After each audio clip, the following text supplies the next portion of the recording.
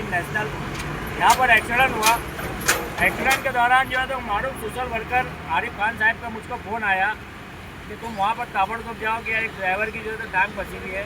हम लोग यहाँ पर आए, स्पॉट के ऊपर जब आए, मैं सामान कंप्यूटर सभी यहाँ पर हमारे भाई लोग खड़े थे, तो इनकी सबकी मदद से जो है तो हमने ड्राइवर को अंदर से खींच के निकाले। ड्राइवर काफ़ी जख्मी था। एम्बुलेंस के जरिए अभी अस्पताल में हमने एडमिट कराए।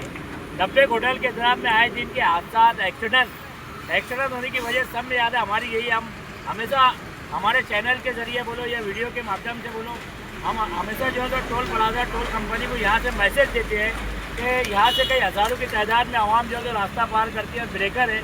और बहुत से जो नए ड्राइवर है खास करके कहीं ना कहीं वो धोखा खा लेते हैं जिनको ब्रेकर नजर नहीं आते। आज इसी तरह एक हादसा यहाँ पर हुआ। एक गाड़ी वाला, गाड़ी नंबर है 5262 MH20 DE 5262, ये गाड़ी नंबर है।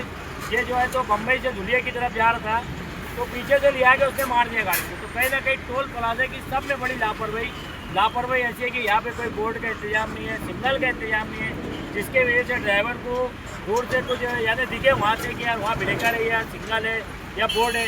अक्सर बोर्ड और सिग्नल अगर रहते हैं तो ड्राइवर दूर से गाड़ी को कंट्रोल करते करते लेकर आता है। मगर यहाँ पर सब में ज़्यादा एक्सीडेंट की वजह यही है कि यहाँ पर जो है तो बोर्ड और सिग्नल ड्राइवर को नज़र आते नहीं, नज़र इसलिए नहीं आते क्योंकि है ही नहीं यहाँ पर।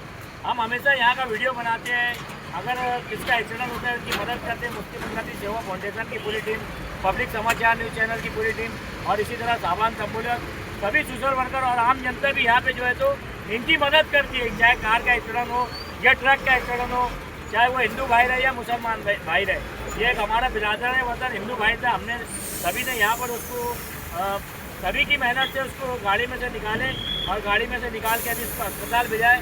फिर से मैं टोल प्लाजा को ये बताना चाहूँगा कि आप यहाँ पे कोई ना कोई सहूलत हो जिसके से दूर से ड्राइवर लोग को ब्रेकर दिखे, जो आए दिन के हादसा एक्सीडेंट हो रहे हैं, ये बंद होना चाहिए। ऐसी मेरी टोल प्लाजा से गुजारिश है और मैं अपील करता हूँ। अस्सलाम वालेकुम रहमतुल्लाहि व बरकातहू।